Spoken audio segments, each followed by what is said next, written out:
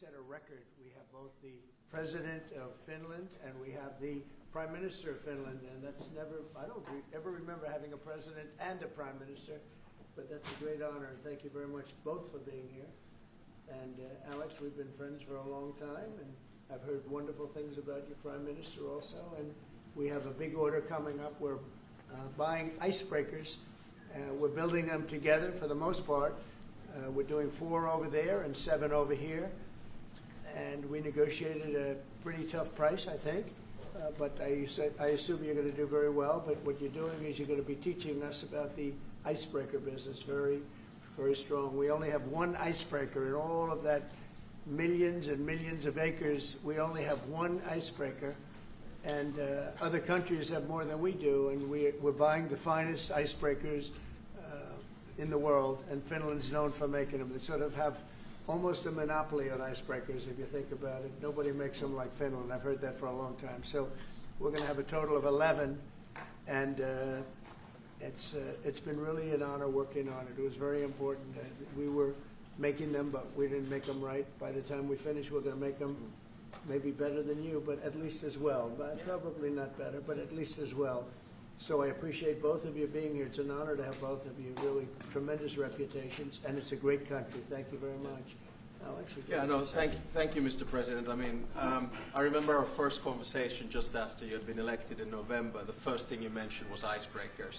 We need them, and then we've been working on this issue ever since. And we're happy to announce that we're basically building 11 icebreakers together, 4 of them in Finland, in joint endeavors, and then 7 of them here. And I think the reason that we've landed in Finland is that 60% of the world's icebreakers are built in Finland. 80% are designed. We've been building them for over 100 years. And speaking of price and time, I think we're the country that can provide them half the price and half the time that others have it. And I think it's a huge strategic decision by the President as well, because we all know that the Arctic is important strategically, militarily, and in terms of the economy as well. And now we can work on this together. Finland is a strange country in the sense that we are probably the only country in the world where all the ports are frozen in the winter. And that's why we built the know-how in icebreakers. Now we can work on this together. And I remember the first conversation we had, you mentioned the fact that Russia has 40, and you need to start ramping this up. And this is an indication that we're going to do it, and we're going to do it together. I also think that this strengthens our bilateral relations. I know I come from a small country, but for us to be able to work together with you is extremely important from a strategic perspective as well. So we appreciate the cooperation, and we're going to deliver the first one 2028. Good. Just a little bit before a big event. Yeah. So that's great. And actually, it's true. I came here and they were building an icebreaker. They had no idea what they were doing. They had no idea how much it was going to cost. They knew nothing. And we have our Secretary of the Navy right over here, and we're working on a lot more than icebreakers. We're working on some very, very big and important ships. But they had no idea what they were doing. And I was with you, and I ended up meeting you and knowing you, and I heard about Finland and their icebreakers, and I said, do me a favor, would you have your people take a look at what these people are doing? And it came out that just as I thought, they had no idea what they were doing. And we got involved, and we ended up, we need these ships very badly because we have a lot of territory, more than anybody. And so I'm very honored to have this deal, and thank you very much. It's going to be great. It's going to be a great partnership. And it's a great honor to have you, Mr. Prime Minister. Would you like to say something, please? First, Mr. President, thank you very much. It's a great honor to be here today. And as a Prime Minister of Finland, I want to say that this deal it's very important to Finland and our economy, because our economy is suffering a lot because of Russian aggression in Ukraine. And this deal, it means investments, it means jobs, and jobs means hope. And that's why this is so important. And I want to thank your leadership on this deal and this issue. Thank you. So you've been affected very badly by the war going on, the ridiculous war going on, right? Yes, because we have to close the border with Russia. We have 1,300 kilometers common border with them, and affects the atmosphere in Finland, in investments, and that's why we need good news. Our people need hope. Right. So your border is closed? Yes, closed. And that's because you have so many Russians trying to get in? Yes, they started to push illegal migrants to our border. That's why we were forced to close it. And people also that don't want to go into the military, I guess, trying to come through. Yeah, some of them are escaping. Fortunately, on our side, we don't have that problem. In Finland, No, you have a great military. We have compulsory military service, and as I always say, we have 900,000 men and women who've done it, including myself and the Prime Minister. We have 200. And you've been fighting Russia for a long time. So how many years have you been indirectly fighting Russia?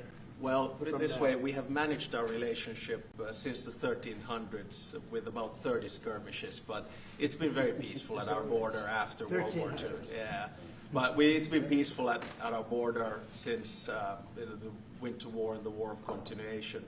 But, I mean, a lot of it is because we actually have a very large military. It's the biggest in Europe together with Turkey, Ukraine, and Poland. We have over 60 F-18s. We just bought 64 F-35s. We'll roll out the first one in Texas in December. We have the biggest artillery in Europe together with Poland. And as I always say, we don't have it because we're worried about Stockholm.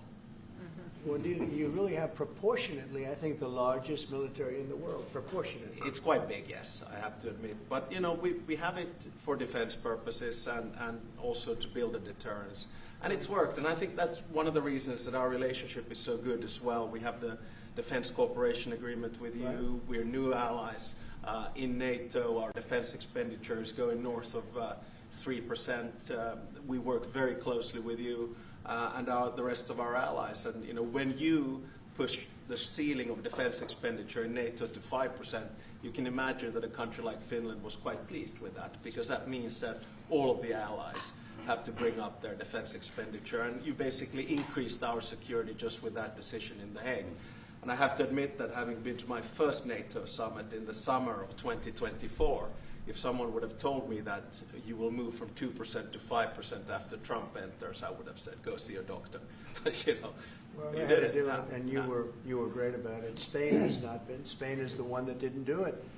And so I think you people are going to have to start speaking to Spain. The only one that didn't do it, the only NATO country that didn't do it is Spain, and you'll figure what that's all about, right?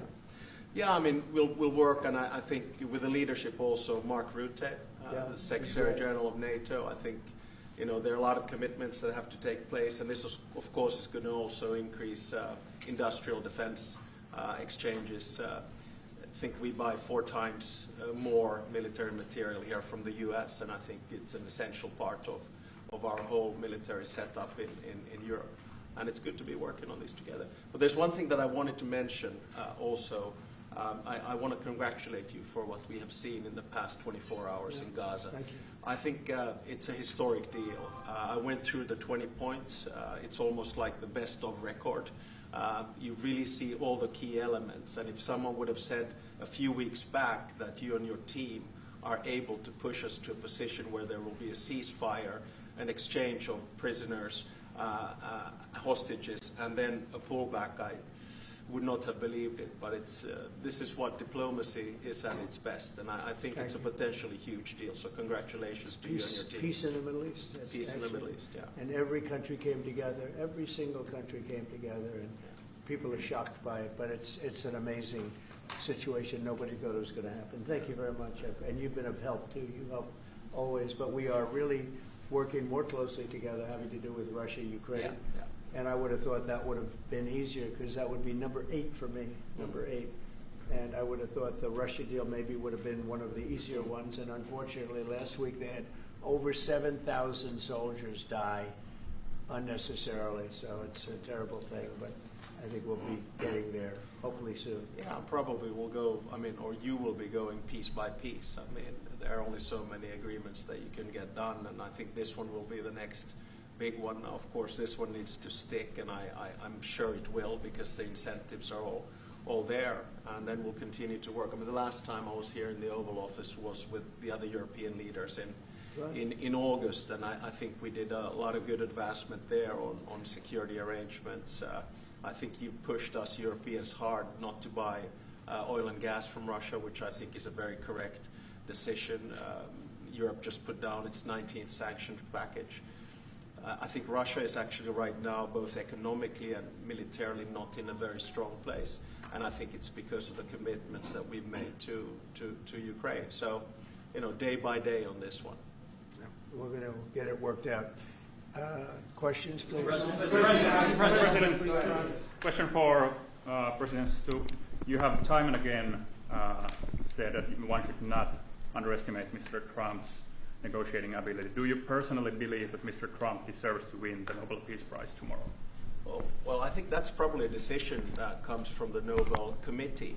And my take is that there are two key pieces that have to be solved in the big picture. One is in the Middle East, and we're seeing the results of that.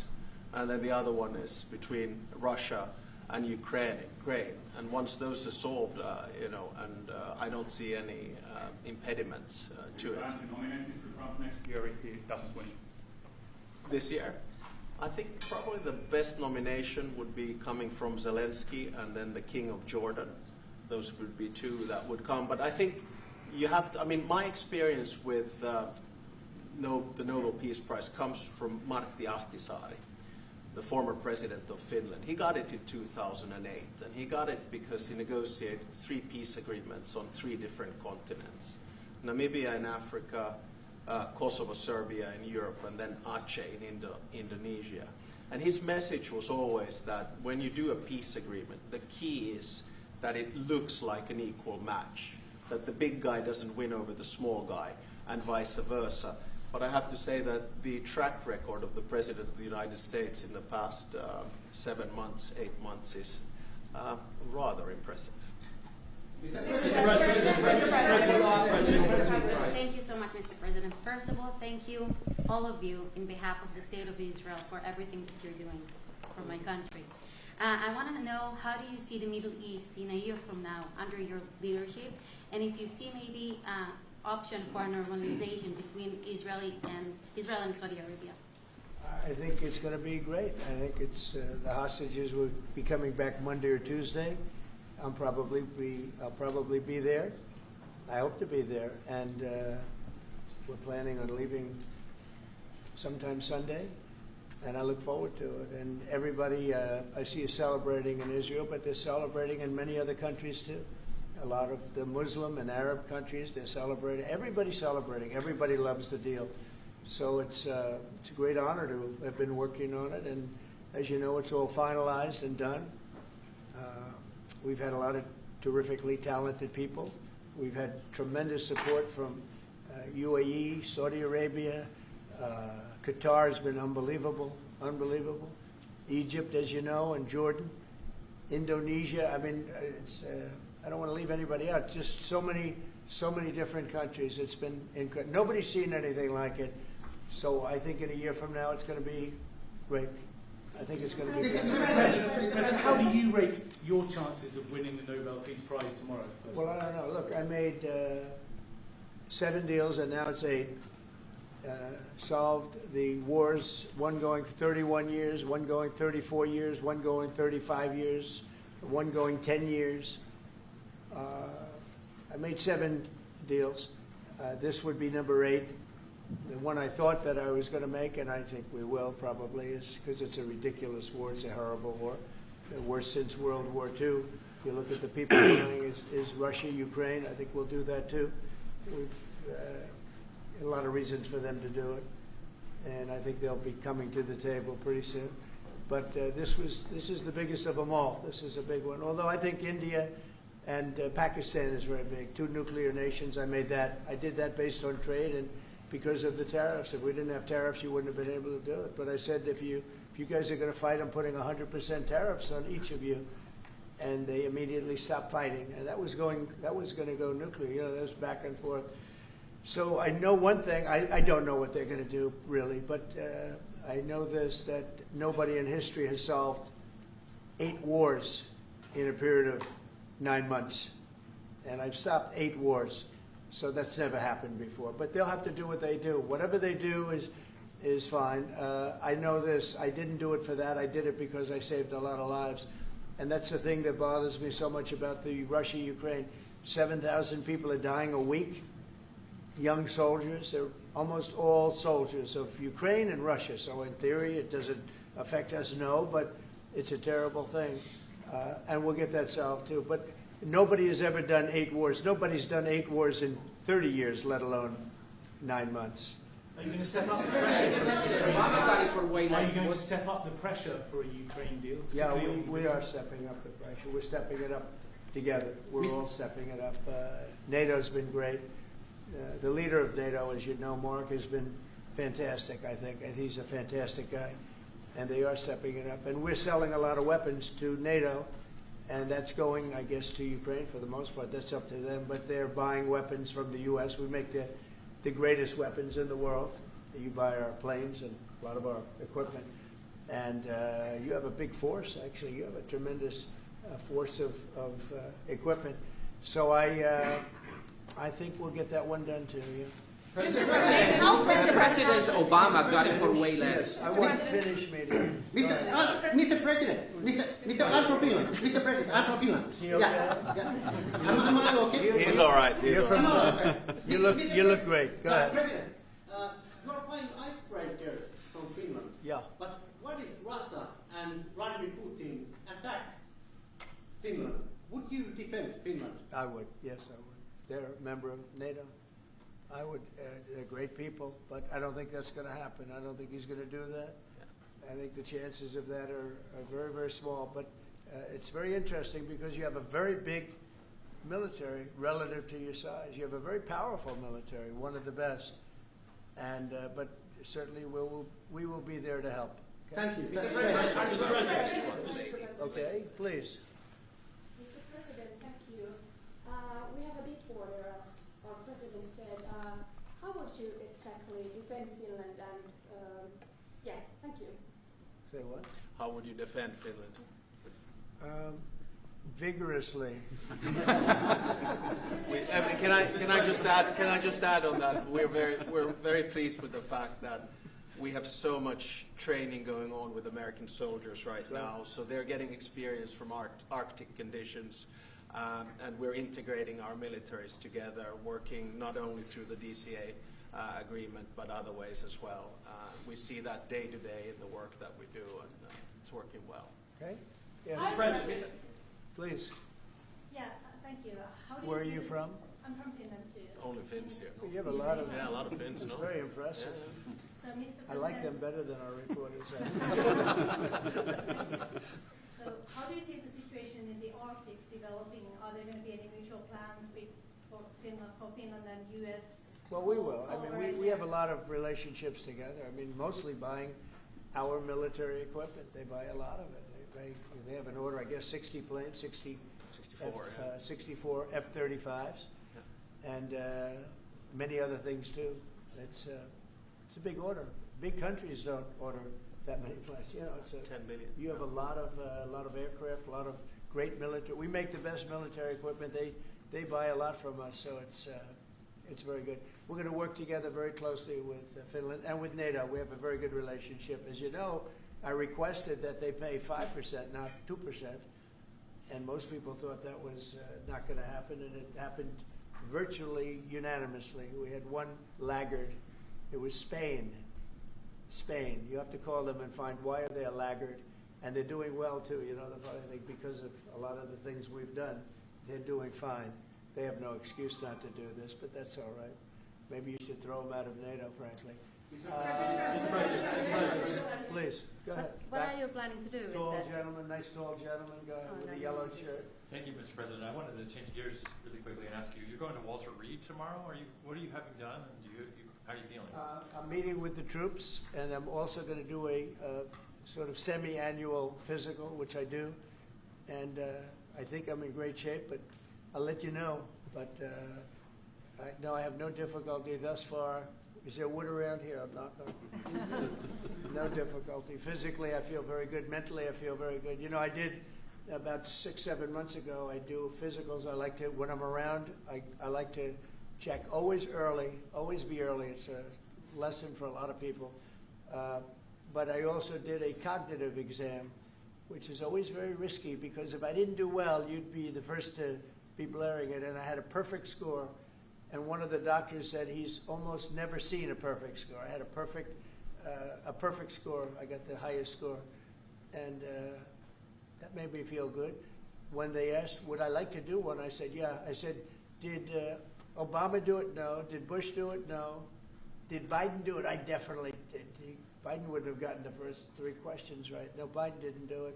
Biden should have done it. I'm actually a person that believes that if you're president, you should do a cognitive exam. But last time I took a cognitive exam, and it was a perfect score. The doctors announced it. And by the way, not the easiest test. The first few questions are pretty easy. Once you get into the middle, it gets a little trickier. And there aren't a lot of people in this room that would get every single question right, I can guarantee you. You're putting me in a difficult spot. Next question. Obama got the Nobel Peace Prize for way less than you did, and President Obama got the Nobel Peace Prize for way less. For doing nothing. Exactly. Obama got a prize. He didn't even know what he got. He got elected, and they gave it to Obama for doing absolutely nothing but destroying our country. No, he was not a good president. The worst president was Sleepy Joe Biden, but Obama was not a good president. Are you going to do something with the They Hezbollah? gave him a prize. How many months after he won the election, then they gave him the Peace Prize, right? It was right after he was elected. My election was a much more important election. Now that you're fixing the situation between Hamas and Israel, are you going to be taking care of the Hezbollah or the Lebanese armed forces to take care of the Hezbollah? Yeah, we'll be able to do that. That will be, it's a smaller part of the puzzle, but very important part. They have a great new ambassador that I appointed, Michelle. Great new ambassador. So yeah, please. You have said that the hostages will be released on Monday or Tuesday. What's your strict deadline? When do they have to get released? Well, and how do you make sure each party abides by it? It's going to be around that time. Yeah, they're working on it very hard. They're in very diverse parts of the earth. Okay, they're very, very diverse. Actually, it's I think they're going to come through. I'd be surprised if they didn't. I think it'll happen. Thank you, sir. The 19th point of the 20-point plan said that in the future there could be conditions in which the Palestinians might eventually get a state. Under what conditions do you think the Palestinians Well, will we'll look at it at the time. We're going to see how it all goes. And, there's a point at which we may do something that would be a little bit different and maybe very positive for everybody. But we'll be looking at that at the time. Mr. President. And I think we'll get to that. I think we'll get to that period, too. Yeah, please. Mr. President. Yeah, please. Glasses. Thank you. Mr. President, the United States has previously said that that Europe would have to take more responsibility for its own security. Are you or the U.S. planning to withdraw some of the U.S. forces from the European soil? No, but we may move some around a little bit. I'd ask you that question, Pete. Go ahead. I think that's right, Mr. President. We're very much heartened by your leadership to get NATO to rise up to 5%, which means they can take primary responsibility for defense of the continent. But that doesn't mean America is abandoning NATO in Europe. But we could look at where our troops are postured, what makes the most sense for America and our NATO allies. We have a lot of troops in Europe, as you know, a lot. And we can move them around a little bit. But no, basically we'll be pretty much set. Go ahead, what's your second? My second question would be, are you planning to impose more sanctions on Russia at this point? I might, yeah, I might. Mr. President, your 20-point plan says we will encourage people to stay. Can you confirm that as Gaza is rebuilt, that no one will be forced to leave? Yeah, nobody's going to be forced to leave. No, it's just the opposite.